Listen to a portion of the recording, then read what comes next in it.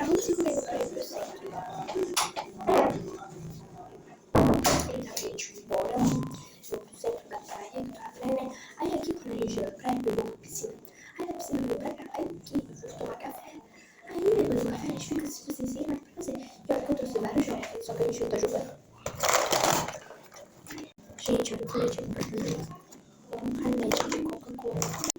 Olha, gente, uma corzinha que vem, ele parece marrom, igual o doce de leite, só que ele não é.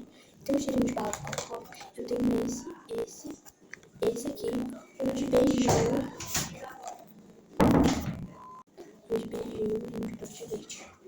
Então, bota a cozinha aqui.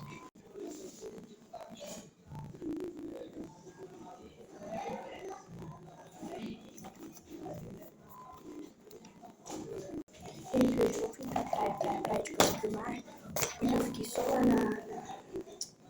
onde tem uma quadra lá, que tem tipo mar, e aí tem umas sabe? Aí tem areia, aí eu fiquei jogando beach tênis com meu pai. Eu não sei muito bem se se chama beach tênis, mas eu não posso lá com a raquete, com a bolinha verde que tá assim, eu não sei se é isso. Mas beach tênis quer dizer com tênis, então quer dizer com bola. Ah, não sei o que eu tô falando. Gente, olha, o céu ficou tipo assim, nublado, só choveu. Ontem hoje à noite, 3 da manhã, você choveu tudo.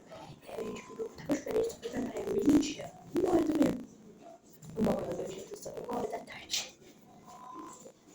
Gente, tá um calor aqui dentro, tipo assim, lá fora tá um vento gelado. Mas aqui dentro tá um calor insuportável. Gente, hoje só ficou nublado, mas ontem fez um sol, mas o sol veio aqui nas minhas costas, tá tipo assim, tô com meu então, meu Deus do céu. Agora vou passar o ventilador. Gente, o carnet de Coca-Cola é transparente pra passar na boca. Eu vou passar esse de boca rosa e esse carnet de Coca-Cola. Gente, agora vou passar o carnet. Ficou assim, bem curly. Olha como tirou o cabelo. Tô igualzinho o cabelo.